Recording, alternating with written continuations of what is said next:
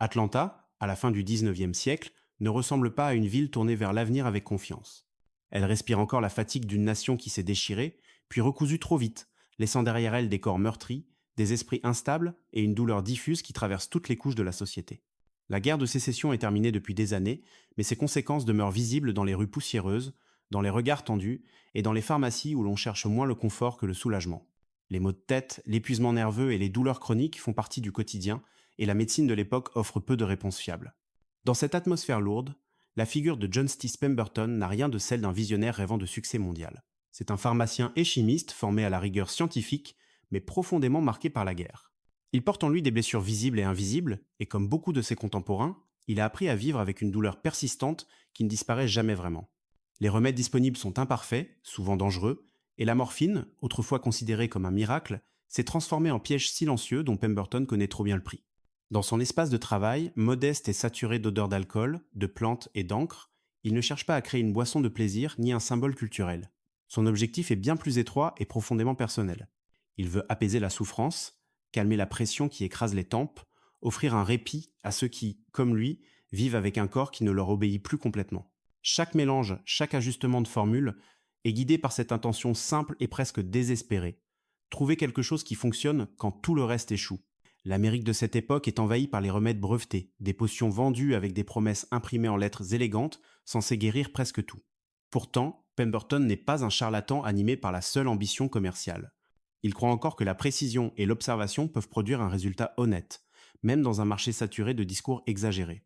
Il passe des heures à ajuster des proportions, à goûter des sirops trop amers ou trop lourds, à recommencer encore, non pas parce qu'il imagine un empire, mais parce qu'il refuse d'abandonner face à la douleur. Rien, dans ces premiers instants, ne laisse présager qu'une transformation culturelle majeure est en gestation. Il n'y a ni vision stratégique, ni plan à long terme, ni désir de révolutionner les habitudes. Il n'y a qu'un homme fatigué, une table encombrée de flacons, et la conviction fragile que même dans le chaos d'une époque incertaine, un soulagement authentique reste possible. C'est dans cette modestie d'intention que se trouve l'origine réelle de l'histoire, bien avant que le nom Coca-Cola ne signifie autre chose qu'une tentative sincère de faire taire la douleur. À Atlanta, comme dans de nombreuses villes américaines de la fin du 19e siècle, la frontière entre médecine et consommation quotidienne devient de plus en plus floue. Les pharmacies ne sont plus seulement des lieux silencieux où l'on délivre des poudres et des teintures, mais des espaces sociaux animés où l'on vient discuter, se rafraîchir et chercher un certain réconfort. Au cœur de ces établissements, les fontaines à soda gagnent en popularité. L'eau gazeuse, encore perçue comme moderne et bénéfique pour la santé, attire une clientèle qui associe les bulles à la vitalité, à la digestion facilitée et à une sensation de renouveau. C'est dans ce contexte que s'inscrit le travail de John Stice Pemberton. Son sirop, encore conçu comme un remède contre les maux de tête et l'épuisement nerveux, n'est pas pensé pour être consommé pur. Comme beaucoup de préparations pharmaceutiques de l'époque, il est destiné à être dilué, rendu plus agréable, plus accessible. Le goût compte presque autant que l'effet, car un remède trop amer inspire rarement la confiance.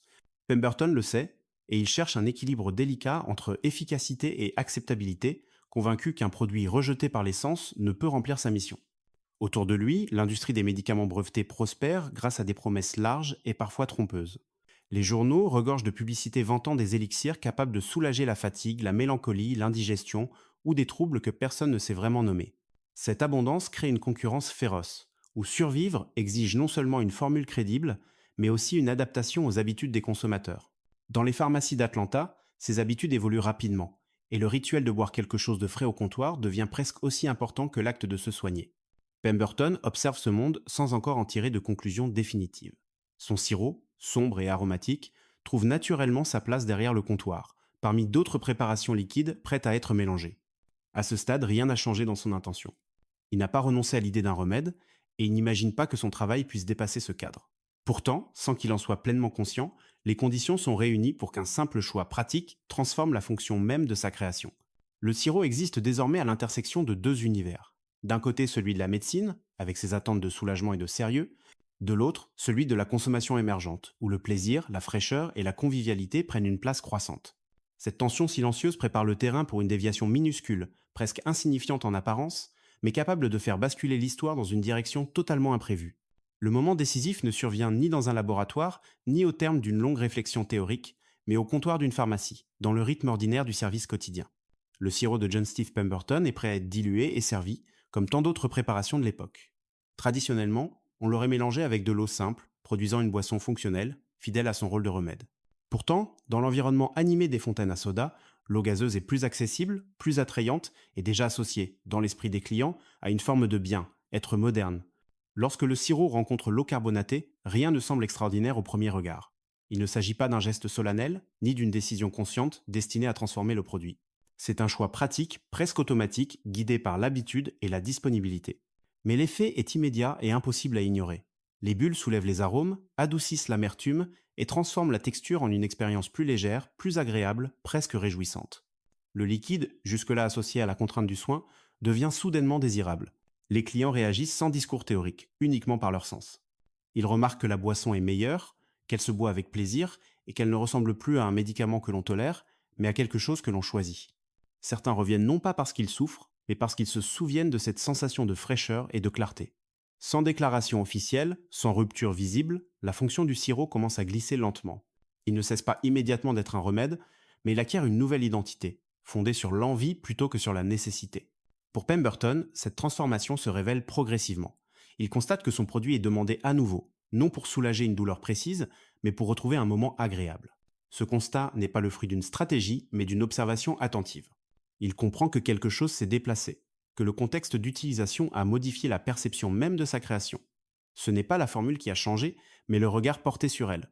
À partir de cet instant, le sirop n'appartient plus exclusivement au domaine de la médecine. Il s'insère dans un rituel social, partagé, visible, où la boisson devient un prétexte à la pause et à la conversation. La déviation est subtile, presque silencieuse, mais elle est irréversible. Ce qui était conçu pour faire disparaître la douleur commence à exister pour procurer du plaisir. Et cette simple substitution, née d'un geste ordinaire, marque le véritable point de bascule de toute l'histoire. À mesure que la boisson s'éloigne de son statut de remède, un autre type de transformation devient nécessaire, plus silencieuse encore, mais tout aussi décisive. Pour qu'un produit cesse d'être simplement servi et commence à être demandé, il lui faut une identité claire, une forme qui puisse être reconnue et mémorisée. C'est à ce moment précis que l'intervention de Frank Mason Robinson prend tout son sens. Là où Pemberton observe les réactions et ajuste avec prudence, Robinson perçoit l'importance du nom, du rythme et de l'apparence, convaincu que la manière de présenter une chose peut en redéfinir l'essence. Le choix du nom Coca-Cola n'est pas le résultat d'un raisonnement scientifique, mais d'une intuition linguistique et visuelle. Les mots s'équilibrent, se répondent, et leur sonorité est simple, presque musicale, facile à prononcer et difficile à oublier. Robinson trace ses lettres dans une écriture élégante et fluide, un style graphique qui inspire immédiatement confiance et modernité. Sans discours explicatif, sans justification médicale détaillée, le nom commence à exister par lui-même, comme si la boisson avait toujours attendu d'être appelée ainsi. Avec ce nom, la boisson cesse d'être une préparation parmi d'autres pour devenir un objet de reconnaissance. Les clients ne demandent plus seulement un sirop mélangé, ils demandent Coca-Cola. Ce changement est subtil mais fondamental, car il déplace la relation entre le produit et le public. La boisson n'est plus définie uniquement par ce qu'elle fait, mais par ce qu'elle évoque. Elle devient associée à un moment, à une sensation, à une image mentale qui se forme bien avant la première gorgée. La narration autour de la boisson évolue elle aussi. Les références au soulagement des mots persistent encore, mais elles s'accompagnent désormais d'un vocabulaire plus large, tourné vers la fraîcheur, l'énergie et le plaisir. Le comptoir de la pharmacie devient une scène, où la boisson se montre, se répète, se partage. Chaque verre servi renforce l'idée que Coca-Cola n'est pas seulement utile, mais agréable, presque familier. À ce stade, la transformation n'est toujours pas perçue comme une rupture. Elle ressemble plutôt à un glissement naturel, rendu possible par un nom, une écriture et une manière de raconter qui donne à la boisson une existence autonome. Ce qui avait commencé comme une solution à un problème précis s'inscrit désormais dans la mémoire collective comme une expérience que l'on choisit, non parce que l'on souffre, mais parce que l'on en a envie. Alors que l'identité de la boisson se consolide et que son nom commence à circuler avec une aisance nouvelle, la situation personnelle de John Stice Pemberton suit une trajectoire bien différente. Sa santé décline lentement, affaiblie par les années de douleur, par la fatigue accumulée et par une dépendance dont il ne parvient jamais réellement à se libérer. Les efforts constants pour maintenir son travail, combinés à des difficultés financières croissantes, l'obligent à prendre des décisions qui n'ont rien de stratégique, mais tout de l'urgence. Il vend progressivement des parts de sa formule, non pas parce qu'il renonce à son idée, mais parce que le présent exige des solutions immédiates. À mesure que ses parts changent de main, le contrôle de la boisson se fragmente.